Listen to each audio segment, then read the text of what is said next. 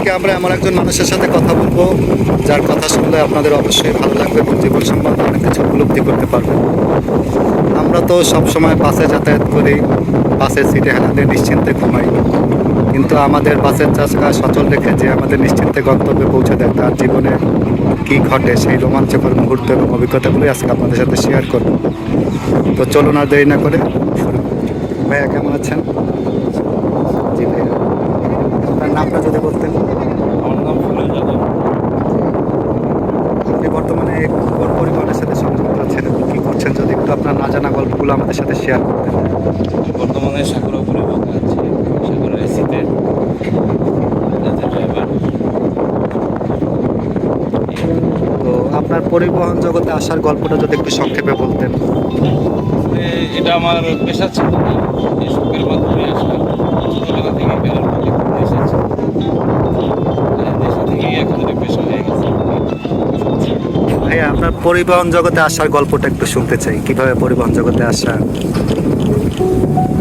পরিবহন জগতে আসলে আমি অনেক ট্রাভেল করলাম, বাসে অনেক ট্রাভেল করলাম। আমার বাসের প্রতি খুব নেশা ছিল যে একদিন আমিও বাস চালাবো, সেই থেকেই আর কি এভাবেই। আর আমার দেখতে দেখতে গাড়ি চালানো শেখা। আচ্ছা, পরিবহন জগতে প্রথম যেদিন আসলেন, স্টিয়ারিং ধরলেন, সেদিন আপনার অভিজ্ঞতা আসলে কেমন ছিল? মানে ভয় ছিল নাকি উত্তেজনা ছিল, ভালো লাগে? না না, অনেক আনন্দ ছিল, অনেক ভালো লাগছে। আচ্ছা, তো পরিবহন জগতে যখন আসলেন তো কার হাত ধরে আসলেন বা কিভাবে আসলেন বা কোন ব্যানার থেকে শুরু করলেন সেটা যদি একটু আমাদের সাথে শেয়ার করতেন। ঢাকা কুমিল্লার একটা সার্ভিস ছিল, প্রাইম সার্ভিস, অনেক আগে। আচ্ছা আচ্ছা। ওইটা দিয়েই আসা আর কি। তো তারপরে আপনি কোন পরিবহনে আসলেন, মানে সাকুরায় আসার আগে আপনি কোন কোন ব্যানারে ছিলেন সেটা যদি একটু বলতেন। আমি ইউনিকে ছিলাম, সেন্ট মার্টিন হুন্ডাইতে ছিলাম, ইকোনোতে ছিলাম, তারপর লাস্ট স্টেশনগুলোতে, আচ্ছা সরি মাঝে স্টারলেনেও ছিলাম। আচ্ছা। আচ্ছা, তো সাকুরাতে আসার আগে আপনি কোনটায় ছিলেন? সাকুরাতে আসার আগে স্টারলেনে ছিলাম। তো সাকুরাতে আপনার কিভাবে আসা যদি বলতেন। সাকুরাতে আসলে আমাদের যে মিস্ত্রি অমিত দাদা, ওনার মাধ্যমে আসা। তো সব কিছু মিলিয়ে এখন সাকুরাতে আপনি কেমন আছেন? আলহামদুলিল্লাহ অনেক ভালো আছে। পরিবহন জগতে মানে যত জায়গায় চাকরি করছি, সাকুরার মতো এত ভালো কোন জায়গায় লাগে নাই। আচ্ছা আচ্ছা। আচ্ছা, আপনাদের পরিবহন স্টাফদের সম্পর্কে অনেকেরই অনেক নেগেটিভ ধারণা থাকে, তো আপনার জীবনে কি এমন কোনো ঘটনা আছে যা আপনাকে এখনো আনন্দ দেয় বা কষ্ট দেয়, এরকম কোনো ঘটনা? না, আমার জীবনে এমন কোনো ঘটনা নাই যেটা কষ্ট দেয়। আমি আনন্দই পাই বর্তমানে। আচ্ছা, আমার একটা কথা সবসময় মনে হয় যে এই যে 40 জন যাত্রী বা 36 জন যাত্রী নিয়ে আপনারা যখন ড্রাইভ করেন তখন আসলে মাথায় আপনাদের কি কাজ করে, মানে আপনারা আসলে কি ভাবেন, এটা যদি একটু বলতেন। যে আমরা 40 জন যাত্রী বড় কথা না, নিজের জীবনটাও চিন্তা করি যে আমি নিজে বাঁচতে 40 জন যাত্রী বাঁচবো। সুতরাং আমার নিজের জীবনের প্রতি মায়া আছে। মালিক আসলে আপনাদের বিশ্বাস করে এত বড় একটা সম্পদ আপনাদের দেয়, আর এতগুলো মানুষের জীবন সব কিছু মাথায় নিয়ে আপনারা যখন ড্রাইভ করেন, আমরা আসলে অনেকেই বুঝতে পারি না, ঠিক আছে, যে আপনাদের ভিতরে কতটা কষ্ট থাকে বা কতটা প্রেশার চাপ থাকে, সব কিছু সামলে আপনারা আমাদেরকে গন্তব্যে পৌঁছে দেন। তো আপনার জীবনে কি এমন কোনো ভয়ের ঘটনা আছে যা আজও আপনাকে শিহরিত করে? না, আমার জীবনে এমন কোনো ঘটনা এখনো হয় নাই বা আমার মনে পড়ে না। মনে করেন আপনি রাত্রে ডিউটিতে যাচ্ছেন, তখন প্রতিমধ্যে কোনো ডাকাতি বা এমন কোনো ভয়ঙ্কর কোনো ঘটনা? আল্লাহর রহমতে আর কোনো মনে পড়ে নাই। আমরা আসলে আমরা জানি যে আমরা যারা এই প্রফেশনের বাইরে যারা আছি তারা বিভিন্ন রকম কর্মে জড়িত থাকি, আমাদের ছুটি ছাটা থাকে বা পরিবার থাকে, এবং যখন উৎসবগুলো আসে তখন আমরা পরিবারের সাথে উৎসব করি, কিন্তু আপনারা দেখি তখনও ডিউটি করেন। তো দেখা গেছে ঈদের দিন যখন আপনারা ডিউটি করেন তখন আপনাদের মনের অবস্থা আসলে কেমন থাকে? এটা অভ্যাস হয়ে গেছে। আর আমাদের এই পেশাটা তো সেবামূলক, মানুষের সেবা করাই আমাদের মূল দায়িত্ব। সুতরাং আমরা যদি সেবা না করি, আপনারা বাড়ি যেয়ে ঈদ করতে পারবেন না।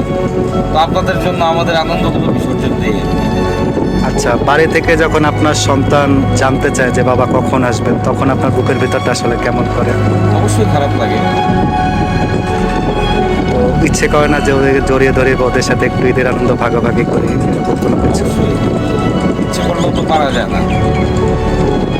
ভাইয়া, আরও একটা জিনিস জানা ছিল যে যাত্রাপথে কখনো যাত্রীদের কাছ থেকে অসহ্যজনমূলক আচরণ বা ভালো কোনো আচরণ পেয়েছেন, বা যাবার আগে মাথায় হাত বুলিয়ে বলে গেছে, দোয়া করে গেছে, এরকম কোনো ঘটনা আছে আপনার? তো যদি একটু শেয়ার করতেন, খারাপ আচরণ পাইনি, ভালোই পাইছি। যদি একটু শেয়ার করতেন এরকম কোনো ঘটনা। বিশেষ করে সাগরের অনেক যাত্রী নামার সময় অনেক ইয়ে হয়ে যায়। যে সিস্টেম বা কোন ইঞ্জিনটা আপনার কাছে বেটার মনে হচ্ছে যে এইটা বাংলাদেশের জন্য পারফেক্ট এবং ড্রাইভারদের জন্য পরিবেশ বান্ধব? বাংলাদেশের জন্য একমাত্র হিনোই পারফেক্ট, হিনো ওয়ান যেটা বা এখন যে যে আসতেছে এগুলোই পারফেক্ট। আচ্ছা, হিনোর স্পেশালিটিটা কি একটু যদি বলতেন? হিনোর স্পেশালিটি ব্রেক ফাংশন ভালো, তারপর গাড়ির স্পিডও ভালো, কারেন্ট পিকআপ। ভাইয়া, আপনার জীবনে তো অনেক কথাই শুনলাম, না জানা কথা।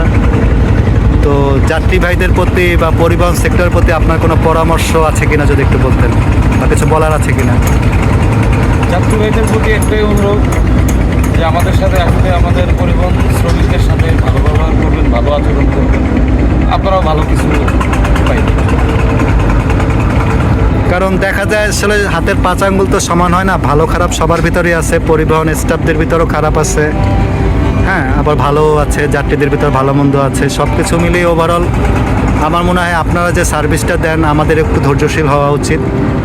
এবং যেহেতু আপনারাতে আমাদের জীবন, মালিকের সম্পদ সবটাই থাকে, তো আমাদেরও আপনাদেরকে সহযোগিতা করা উচিত এবং আপনাদেরও উচিত নিশ্চিন্তে নিরাপদে আমাদের গন্তব্যে পৌঁছে দেওয়া।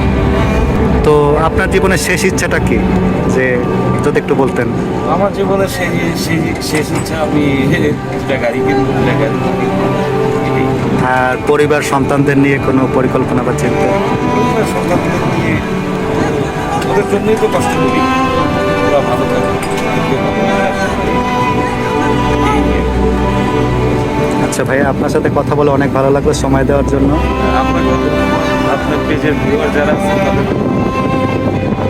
ঠিক আছে ভাইয়া, ভালো থাকবেন, সবসময় সুস্থ থাকবেন, নিরাপদে গাড়ি চালাবেন, বেস্ট অফ লাক। হ্যাঁ, ভালো থাকবেন। ওকে, আল্লাহ হাফিজ ভাইয়া।